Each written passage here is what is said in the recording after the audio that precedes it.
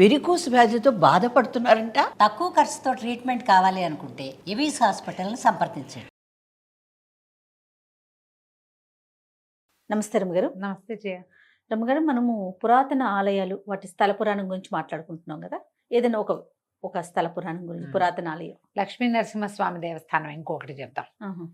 ఇది ఎక్కడుంది? కరీంనగర్కి ఒక 30-40 కిలోమీటర్ల దూరంలో ఉన్న బెజ్జంకి. కరీంనగర్ అంటే తెలంగాణ. తెలంగాణలో చూడు మెల్లిమెల్లిగా ఎన్ని ఆలయాలు కనపడుతున్నాయి. చాలా పురాతనమైన ఆలయము. ఒక పెద్ద బండ మీద పైన ఉంది గుడి. ఇంచుమించుగా ఒక 200 అడుగులు ఎత్తు. 120 ఏమో మెట్లున్నాయిట. మెట్లెక్కి వెళ్ళిపోవటమే పైకి. అయితే దీని మీద ఉన్నటువంటి లక్ష్మీ నరసింహస్వామి స్వయంభువు. తొలి కాలంలో ఈ కొండ మీద ఒక గుహలో వెలిసి ఉన్నాడట ఆయన. ఎప్పటి నుంచో ఉన్నాడు. 12వ శతాబ్దం నాటి దేవాలయం ఇది. ఏనాటి 12వ శతాబ్దం? చాళుక్యుల కాలం నాటి గుడి. పురాతన దేవాలయం, అతి పురాతనమైంది. చాళుక్యుల కాలం నాటి గుడి. రామప్ప గుడి పోలికలు కనపడతాయి ఈ గుడికి. ఆ కట్టడము అట్లా కనిపిస్తుంది అనమాట. ఇంచుమించుగా ఒక 17 ఎకరాల విస్తీర్ణం ఉంది పైన ఆ బండ మీద. దీని పెద్దగా గుట్ట అంటానికి వీల్లేదు. బండ మీద ఉన్నట్టే. గుట్ట అంటే ఇంకా ఎత్తుండాలి, ఇంకా కొంచెం. కొండ, గుట్ట, బండ. కొండ పెద్దది, గుట్ట కొంచెం మీడియం. మన యాదగిరి గుట్ట ఉంది కదా, ఇదేమో ఇంకొంచెం చిన్నది, ఒక బండ మీద ఉందన్నమాట. గుండు అలాంటివి కూడా ఉన్నాయి. ఈ కొడకంచి అలా దేవాలయాలు చూడు, అవి కూడా అట్లాగే గుండు మీద వెలిసినవే పైన. అయితే ఈ ప్రాంతానికి మన ప్రతాపరుద్రుని కాలం నాటి ఒక మంత్రి గారు, ఒక ఆయన తను బాగా శివభక్తుడట. ఈ శివభక్తితోటి ఈ ప్రాంతానికి ఆయన శిస్తులు వసూలు చేయడానికి వచ్చి ఇక్కడే ఇది వేసుకుని ఉండేవాళ్ళు, డేరాలు వేసుకుని.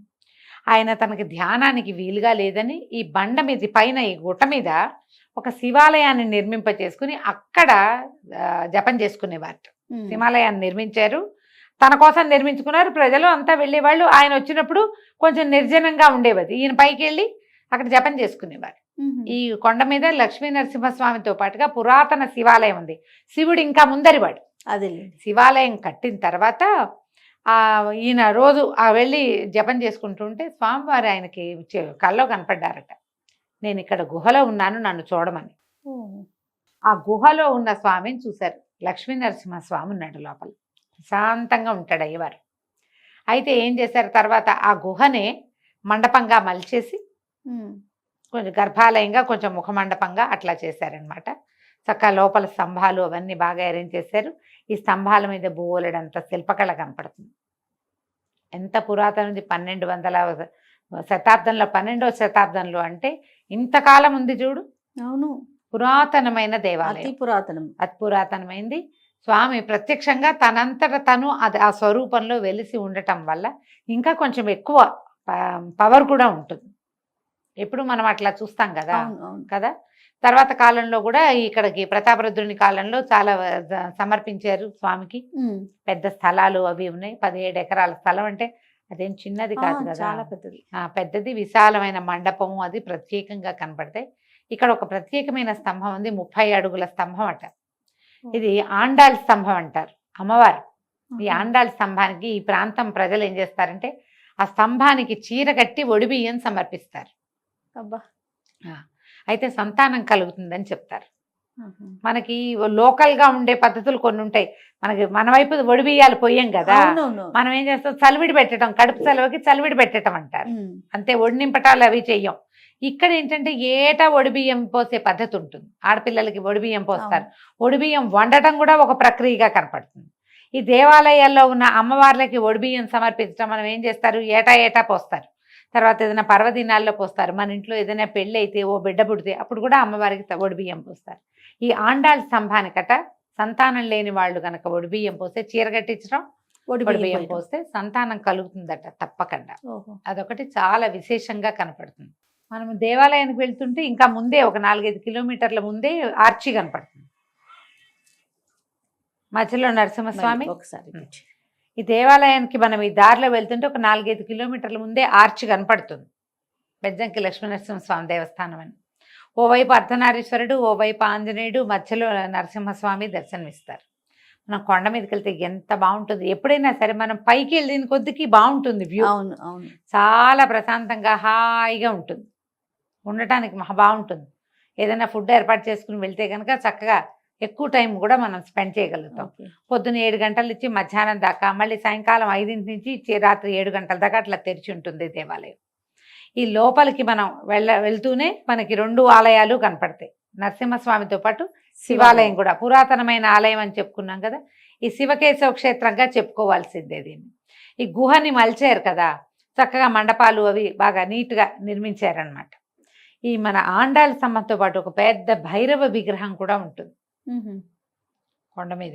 మరి ఎందుకు భైరవుణ్ణి పెట్టారు అనేది పెద్దగా సిగ్నిఫికెన్స్ మనకు తెలియదు, కానీ ఎక్కడైనా సరే కాలభైరవుడు కనపడుతున్నాడు అంటే అక్కడ మొక్కితే దొంగల భయాలు ఉండవు జయ. అలా చెప్తుంటారు. వస్తువులు పోగొట్టుకోవటము, మన ఇంట్లో చిన్న చిన్న దొంగతనాలు, మనమే ఎప్పుడు ఎక్కడో చోట వదిలేస్తాం, లేదా మనం అదాటుగా ఉంటే ఎవరో లాగేస్తారు. అవును. ఆ ప్రమాదాలకి ఎప్పుడు కాలభైరవుడు చాలా సమాధానంగా ఉంటాడు.